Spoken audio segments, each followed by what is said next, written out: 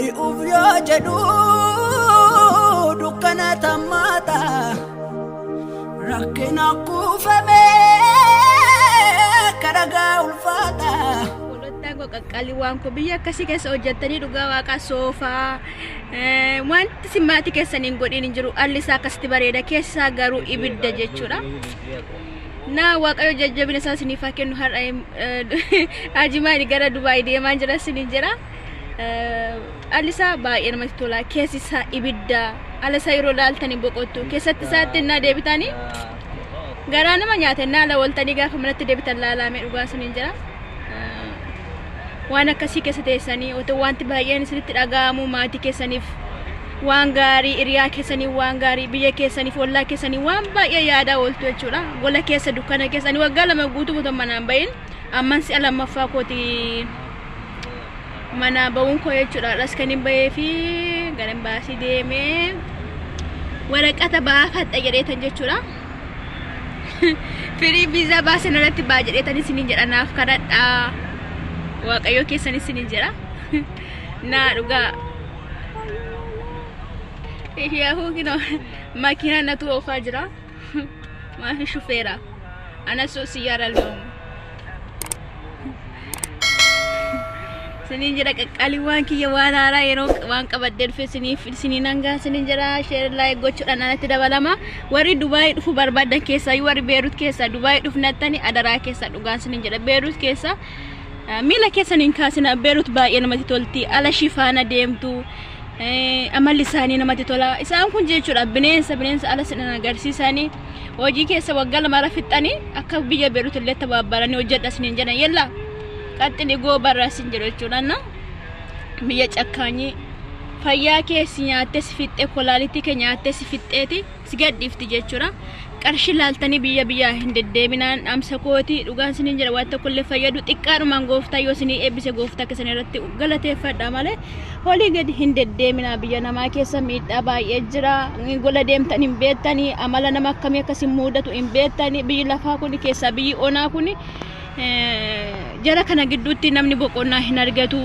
Dhugaan isiniin jedha boqonnaa isiniif hin kennan ofiisaaniitti otoo boqotanu otoo ofiisaaniitti wali aasaan waan gaarii sirratti garuu waan jallinaa akkati boqonnaan argan akkati sammuu kee boqonnaan argan otoo hin da'iin akkana haadha ijoollee 12 mana keessa guungumaa deemta jechuudha.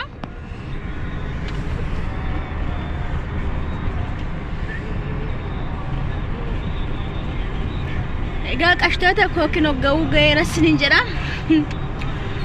Jabaadha warri safara kana jirtan noori naan jedha. Amma dishuus mahina Bezos?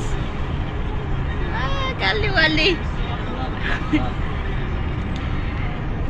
Mana keessanas keessa laalladhaa seenaa naan jedha isiniin jedha. Madaami irraa isinii madaami quufte irraa isinii galchee tanan isiniin jedha. Dhuguma isin jedha dhugaa isinii baay'ee nama jajjaboodha.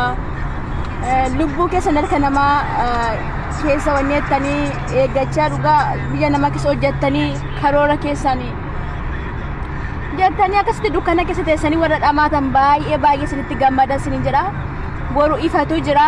Har'a yoo dukkanni baay'atayyuu har'a yoo dhiphinni jiraatayyuu gaafa karoora keessanii fi waan yaadda san harkaan qabatanitti gammadu jechuudha. Dukkanni gola ormatti isin dabarsitan inni irraanfatama jechuudha kan yerooti waan ta'eef.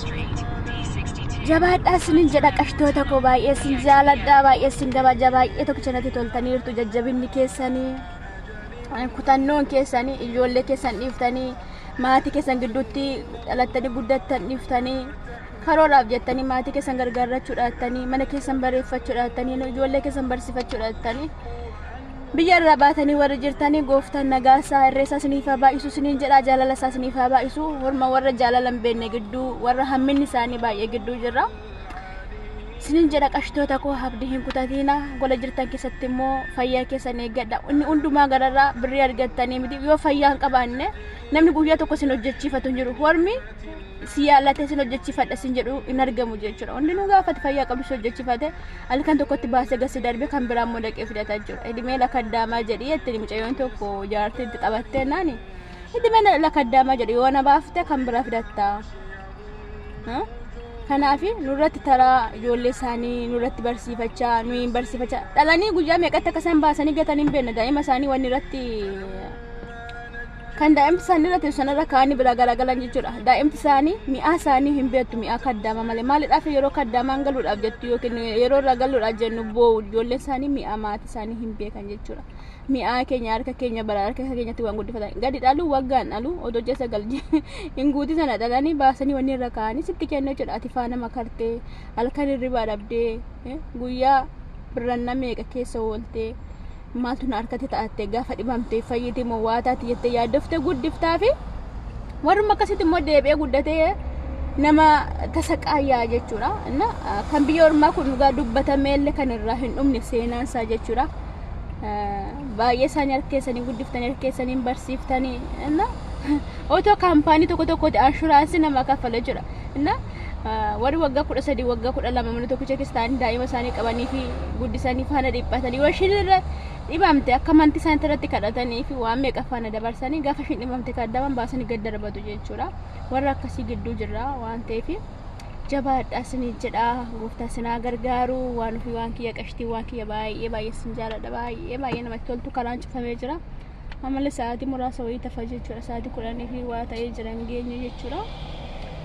Nah waaqayyo dandaadha waan hundayyuu kan ala adda ala hojiis alli biiroos maal fakkaatu yoo arge wanni jedhee isinitti himaa isiniin jedha. Warri paaspoortii keessa isinitti agarsiisuu didan immoo giddiidhaan jechuudha. Jalqaba gaafa biyya irraan bahin paaspoortii kee lakkoofsa paaspoortii keetti seef godhadhu biyya kee keessatti maatii harka kaawwadhu saaxinii mana maatii keetti keessa kaawwadhu lakkoofsa paaspoortii keetti jechuudha. Gaafa arabaa harka galtu immoo yerootti paaspoortii kee godhi gaafa paaspoortiin kee dhumaate ati karoora qabdu toon xumuratiin baasanii gasi darbatu jechuudha to'atan hojjechiifatin. Ani waan baay'ee toon gowwoomaa jiru guyyaa tokko dhaamsinaa dhufe mucayyoo tokkorra jechuudha. Hachi dhugaa guyyaa yeertutti waaqayyo na qaqqabee ani argadde jechuudha paaspoortii kiyya.